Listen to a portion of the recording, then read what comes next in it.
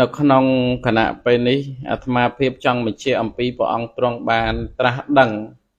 នៅអនុត្តរសម្មាសម្ពោធិញ្ញាណដើម្បីឲ្យញាតិញោមពុទ្ធបរិស័ទនឹងបានជ្រាបនិងយល់ដឹងខ្លះទោះបីជាពេលខ្លះសម្ដែងទៅ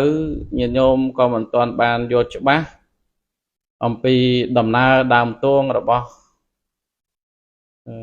ជីវប្រវត្តិរបស់ព្រះសម្មាសម្ពុទ្ធក៏ដោយប៉ុន្តែក៏យើងស្ដាប់ហើយក៏សិក្សាឲ្យកាន់តែបានស៊ីជម្រៅទៅជឿជាក់ថាញាតិញោមនឹងបានយល់នៅក្នុងកាលដែលព្រះសម្មាសម្ពុទ្ធព្រះអង្គបានធ្វើទុក្ករកិរិយាអស់ចំនួន6ព្រះវស្សាញាតិញោមដោយព្រះអង្គអត់អាហារនឹងឯងដើម្បីបានត្រាស់ជាពុទ្ធនោះព្រះអង្គសង្កត់ធ្វើទុក្ករកិរិយាបានន័យថាធ្វើខ្លួនឲ្យលំបាកនឹងឯងអត្តកលមដ្ឋានយោគៈហ្នឹងធ្វើខ្លួនឲ្យលំបាកអញ្ចឹងការដែលព្រះអង្គទ្រង់បានអត់អាហារហ្នឹងព្រះអង្គអត់ឆាន់អាហារអីទេញាតិញោមព្រះអង្គតាំងចិត្តថាប្រសិនបើព្រះអង្គមិនបានត្រាស់ទេព្រះអង្គ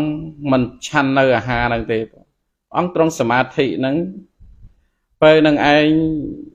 ដោយធម្មតារូបរាងកាយរបស់មនុស្សយើងព្រោះពុទ្ធព្រះអង្គជាមនុស្សសុទ្ធសាធព្រះអង្គមិនមែនទេវតាមិនមែនមារមិនមែនព្រហ្មទេមិនមែនយមយៈអីទេព្រះអង្គគឺជាមនុស្សដូចជាយើងអញ្ចឹងប៉ុន្តែមនុស្សព្រះអង្គគឺជាមនុស្សអ្នកបំពេញបុណ្យ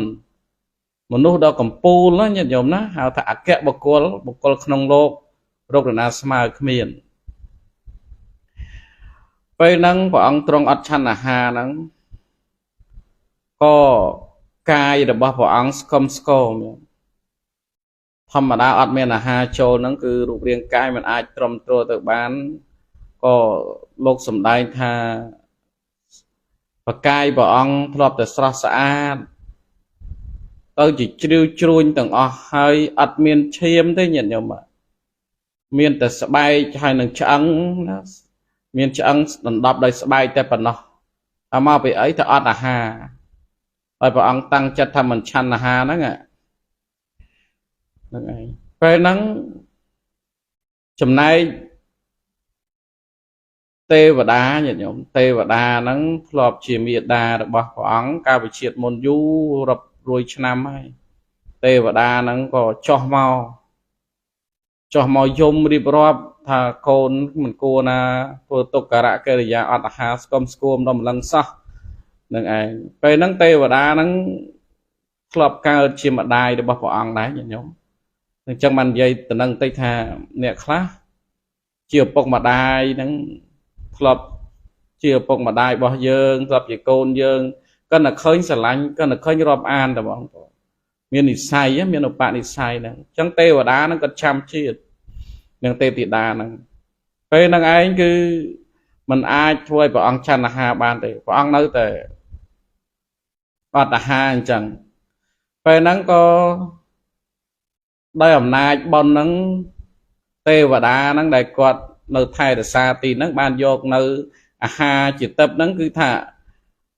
ដាក់ញាត់តាមរោមញាតិញោមរោមយើងហ្នឹងញាត់ដើម្បីឲ្យកាយហ្នឹងឯងក៏ទ្រាំទ្របានណាព្រោះកុំឲ្យកាយហ្នឹងវាអន្តរធានទៅ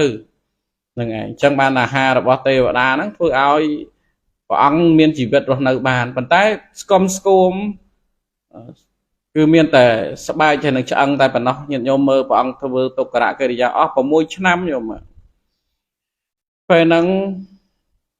និយាយអំពីរឿងទេវតាហ្នឹងទៅប្រាប់ដល់ព្រះបាទសិរីសទ្ធោទនៈដែលជាព្រះបិតាហ្នឹងនៅក្រុងកបិលផោះបុរីទេវតាមកប្រាប់ឥឡូវព្រះអង្គស្គមស្គមណាស់អត់អាហារអត់ឆាន់អាហារអត់សោយអាហារទេប្រាប់ព្រះបាទសិរីសទ្ធោទនៈហ្នឹងគឺព្រះអង្គក៏មានសេចក្តីលំបាកបតីដែរញាតិញោមហើយក៏នាំពាក្យហ្នឹងទៅប្រាប់ដល់ព្រះនាងពំពាយសោធរាដែលជាអគ្គមហេសីព្រះអង្គការព្រះអង្គមិនទាន់បួស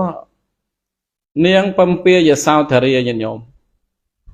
សន្សំបារមីនឹងជាមួយព្រះអង្គនោះគឺរាប់លានរាប់កោតមកហើយ4អសង្ខ័យមកហើយបងដើម្បីបានជាស្វាមីព្រះអង្គណាសូម្បីកើតជានាងមេត្រីក៏ជាតួអង្គរបស់ព្រះនាងពំពាយសោធរានឹងដែរបងហ្នឹងឯង chẳng về năng ọt hà đại phần niên lư từ bọn ọt hà ọt bò được phô cả hà đại nhổm ồ về năng ai đây ẩm nay bon rồi bò bọn phóng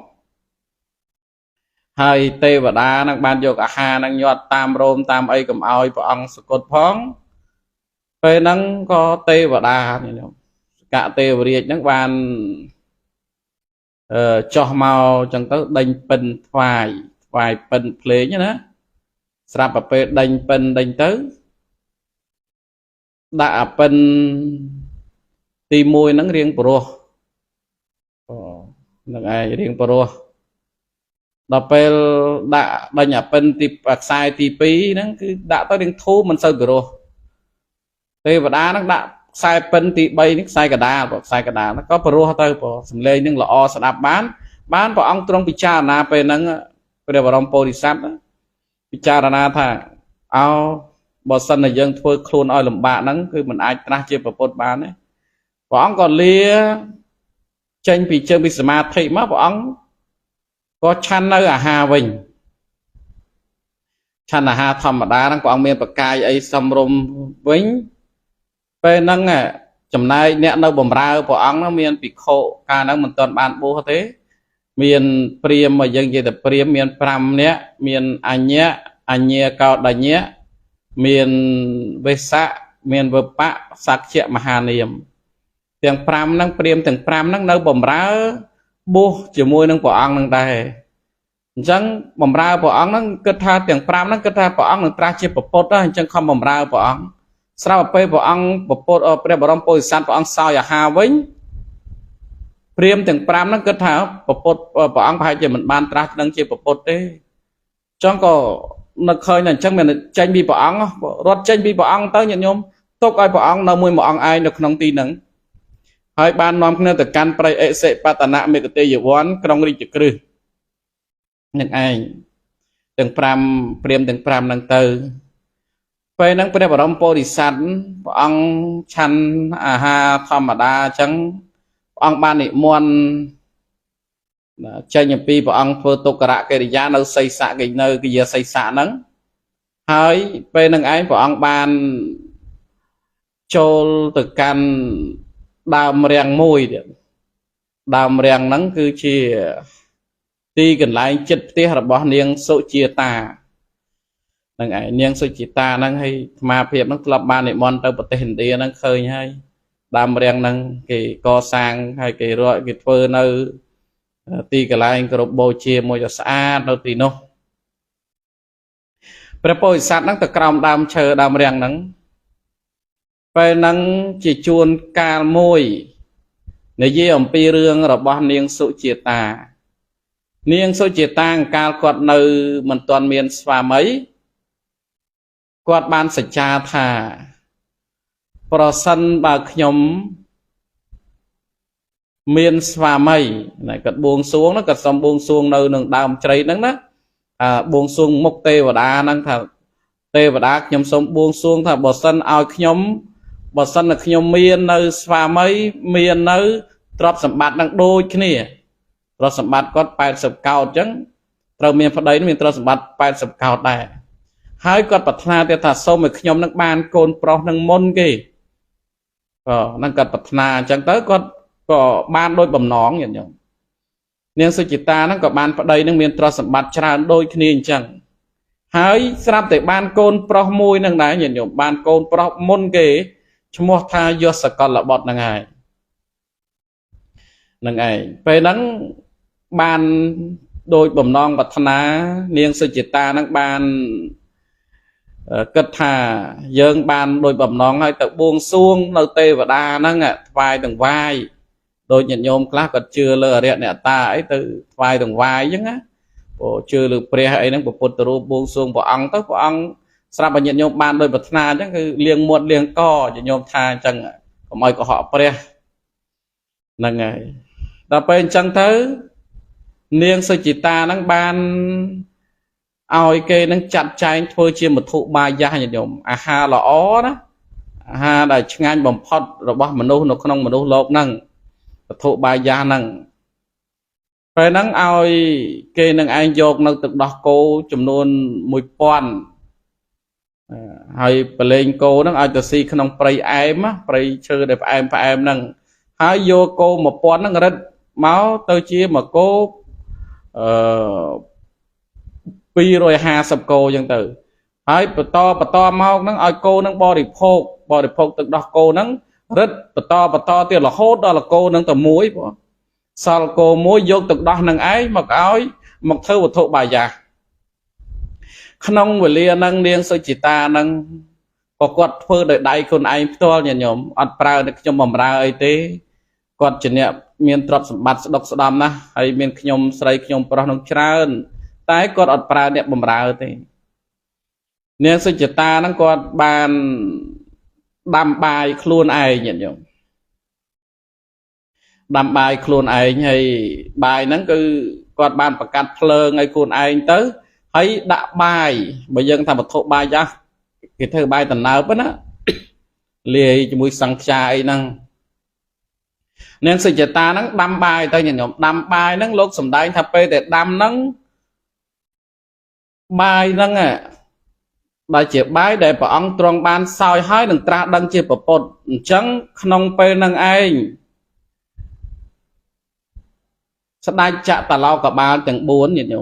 ញោមស្គាល់ស្ដេចទេវតាទាំង4អង្គឯងមហារាជទាំង4អង្គឈ្មោះប្របាទកវេរៈធររតបរូបខៈបរលហកៈដែលយើងហៅថាប្របាទវិសវ័នស្ដេចយាអីហ្នឹងណាបងស្ដេចទាំង4អង្គហ្នឹងមកកាន់ប្រខ័ណ្ឌមកយាមរងញោមយាមខ្លាចមានអន្តរាយដល់បាយហ្នឹងពីព្រោះដឹងតែព្រះអង្គសោយហើយបានត្រាស់ជាពុទ្ធហ្នឹងឯងគឺយាមហ្មងហើយពេលហ្នឹងទេវតានឹងយកអាហារយករសជាតិអាហារមកដាក់ក្នុងបាយហ្នឹងហើយលោកសំដែងថាសកៈទេវរាជនឹងយកឆាត់អីនឹងមកបាំងកុំឲ្យខ្យល់អីនឹងបក់មកដោយអំណាចបុណ្យបារមីឯញោមបុណ្យនឹងវាកើតឡើងខ្លាំងសំបីតែឆ្នាំងដែលជាអត់មានវិញ្ញាណអត់មានអីដឹងរឿងសោះស្រាប់តែពេលហ្នឹងបាយហ្នឹងវាពុះឡើងផុតគោរពឆ្នាំងញោមតែផុតគោរពឆ្នាំងក៏ពិតមែនប៉ុន្តែมันអាចធ្វើឲ្យទឹកបាយហ្នឹងកពុបបានទេអត់កពុបទេញោមប៉ុន្តែផុតគោរពឆ្នាំងបើសិនតែឆ្នាំងយើងធម្មតាតែផុតបន្តិចហៀចេញកពុបមកតែអត់ទេញោមដាក់វត្ថុបាយ័នហ្នឹងទៅហើយក៏ភ្លើងហ្នឹងគឺឆេះរហូតចឹងរហូតដល់បាយ័នវត្ថុបាយ័នហ្នឹងឆ្អិនហ្នឹងទៅពេលដែលធ្វើឆ្អិនហើយនាងសុចិតាហ្នឹងគាត់ប្រើអ្នកបំរើនាងទាស័យណាថានាងចូលទៅបោះនៅដើមឈើដើមជ្រៃហ្នឹងទៅបោះឲ្យស្អាតតិចទៀតយើងនឹងទៅហើយនាំនៅវត្ថុបាយ័នថ្វាយចំពោះទេវតាអ្នកបំរើហ្នឹងទាស័យហ្នឹងគាត់ទៅបោះបងស្រាប់តែគាត់ទៅដល់ក្រោមដើមបើយើងហៅថាដាំងរៀងភ្នំហ្នឹងក៏បានដែរបងហ្នឹងហើយក៏តបោះទៅឃើញប្រពុតព្រះអង្គនៅនឹងកាលហ្នឹងព្រះអង្គមិនទាន់ត្រាស់ដឹងទេនៅជាព្រះពោធិសត្វទេហើយពេលហ្នឹងនាងសួរថាអ្នកជាណាសួរអីសពគ្រប់ណានឹងឯងព្រះអង្គក៏ប្រាប់ថាអាត្មាជាអ្នកបួសតែប៉ុណ្្នឹងទេនឹងឯងទាស័យហ្នឹងក៏បានបោះសម្អាតទីហ្នឹងហើយសម្គាល់ថាប្រពុតហ្នឹងថាព្រះបរមពោធិសត្វហ្នឹងជាទេវតាក៏ត្រឡប់មកវិញញោមត្រឡប់មកវិញដល់ពេលត្រឡប់មកដល់ហើយប្រាប់នាងសុចិតាថានាងម្ចាស់ឥឡូវទេវតាហ្នឹងចាំមកហើយពងចោះមកហើយចាំនៅនាងម្ចាស់ហ្នឹងយកនៅវត្ថុបាយ័នហ្នឹងទៅថ្វាយនាងសុចិតាឮអញ្ចឹងសប្បាយចិត្តណាស់ញោមអើយថាទេវតាមកចាំមុនបាត់សប្បាយចិត្តអើយសប្បាយចិត្តពេលហ្នឹងនាងសុចិតានឹងបានចាប់បាយនឹងបានពូតជាពំនោតញញោមចាប់ញញោមទៅពូតបាយពូតជាពំនោតបានចំនួន49ពំនោត49ណាញញោមហើយលោកសំដែងថាពំនោតមួយប្រប៉ិនក្របថ្នោតធំណាញោមហ្នឹងឯង49ពំនោតពេលហ្នឹងនាងសុចិតាហ្នឹងបានជាមួយនឹងខ្ញុំបម្រើហ្នឹងទូលទៅប៉ុន្តែមុននឹងទូលទៅសួរថាទេវតាមែនណាបើសិនតែទេវតាចុះមកមែនខ្ញុំនឹងឲ្យអ្នកហ្នឹងឈប់ជាអ្នកបម្រើហើយណាប្រាប់ចឹងណាបងហ្នឹងឯងទាំងនាងទាស័យក៏សប្បាយចិត្តចឹងគាត់ có nên sự chỉ ta nó tu một thuộc bài gia khuôn ai nhận ai nè mà ra tu lấy nhôm tu khuôn ai từ đó khơi mến nhôm khơi pre bảo ông bồ sát mến bảo ông miền bát miền ấy chẳng tới nó tì nắng ai sầm qua ta bảo ông gì tê và đa đây phai chẳng hạn năng tử hay tha xôm tê và đa tu nó từng vai đi phong nó bắt kén bảo ông chẳng tới ấy niềng sự chỉ ta nó có tập lắp màu vinh tơ tập lắp màu vinh có đôi cá sả bay chật pê chụp rạp tia xây nâng thả niềng chạp bịt ngay này tới dương chọc ỏi niềng chỉ tia xây ơi xong ỏi niềng chỉ phá ôn như nhộm có nhé niềng con tập bó khả lai nâng sầm rạp bê bà rõm bó thì sát đó con tập bó nâng à này sang bó nâng ba ỏi niềng khai tới chỉ phá ôn rồi bó bà niềng xôi chỉ ta thì tia xây mà chỉ phá ôn thô đó thà nạ sama nâng bong sấy nó như nhộm thà nạ sama nâng ôn sấy đó năng ngày chẳng ban này thả bón nó nhân nhom khơi nhỉ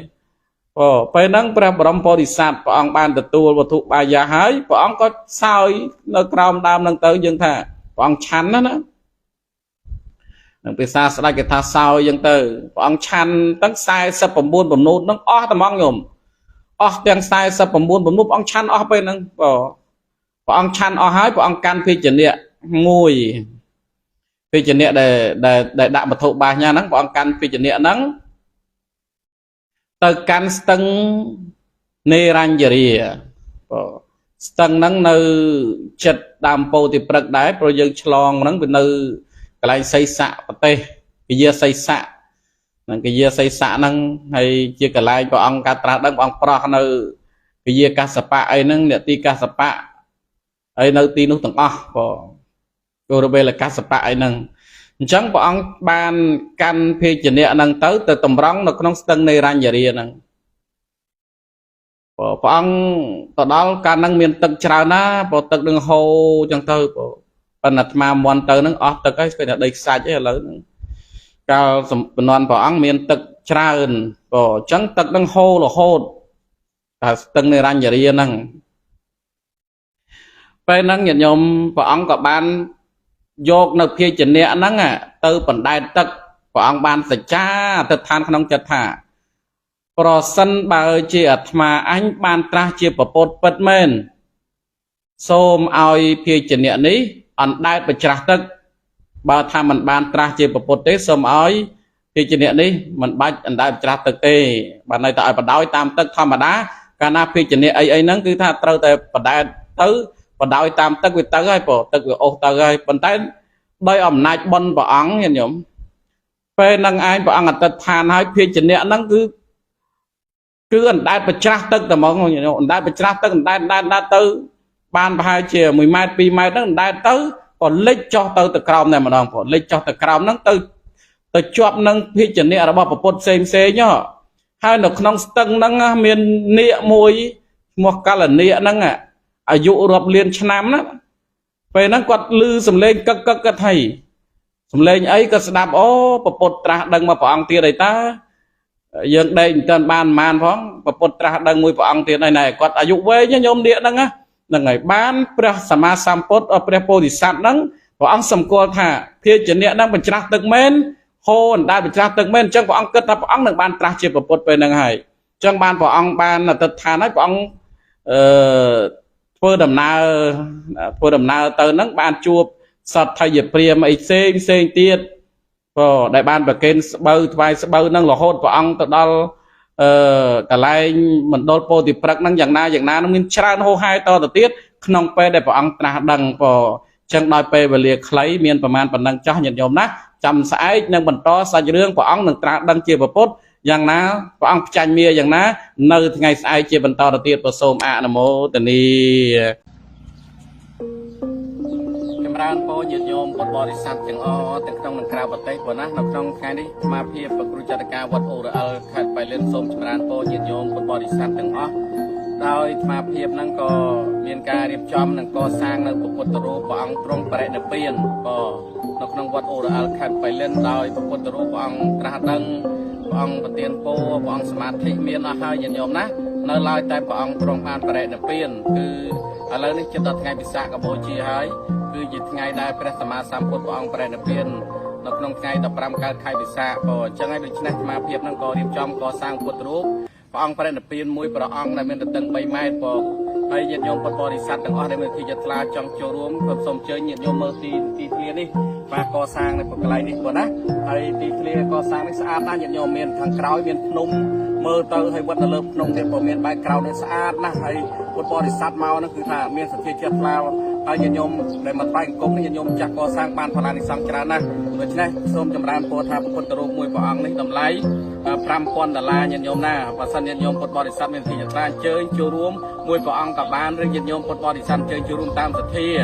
ណា$1 $2 $5 $100 $100តាមសទ្ធាចិត្តថ្លារបស់ញាតិញោមដើម្បីកសាងពុទ្ធរូបព្រះអង្គបរិនិព្វាននៅក្នុងវត្តអូរ៉ាល់ខេត្តបៃលិនបរិឆ្នាំ2026នេះប៉ុណ្ណាអញ្ចឹងញាតិញោមអាចទំនាក់ទំនងតាមយៈអាត្មាភាពប្រគ្រូចាត់ការវត្តអូរ៉ាល់ខេត្តបៃលិនណាញោមក៏ព្រះអង្គពុទ្ធរូបផ្សេងព្រះអង្គមានអស់ហើយប៉ុន្តែតែព្រះអង្គបរិនិព្វាននៅឡើយទេញាតិញោមសូមអញ្ជើញមើលព្រោះនេះទីកន្លែងដែលត្រូវនឹងកសាងក៏ពុទ្ធរូបព្រះអង្គព្រះនិព្វានព្រោះនេះញោមណានៅទីធ្លាធំណាស់ញាតិញោមហើយមកភាពនឹងចាក់សាបនៅក្នុងមុខនេះផងដែរព្រោះដើម្បីញាតិញោមពុទ្ធបរិស័ទកាន់ជើញមកថ្វាយអង្គមក៏នេះគឺបសិស័កបែរទៅខាងនោះក៏ឲ្យព្រះអង្គបែរទៅខាងនោះក៏ណាអញ្ចឹងគឺទីធ្លាកន្លែងនេះធំមែនទែនស្អាតមានបែកក្រោយខាងក្រោយនេះមានភ្នំក៏មានជាការពុទ្ធបរិស័ទមានតង្កែក៏ច្រើនញាតិញោមណាក៏ញាតិញោមពុទ្ធបរិស័ទដែលមានទីចិត្តថ្លា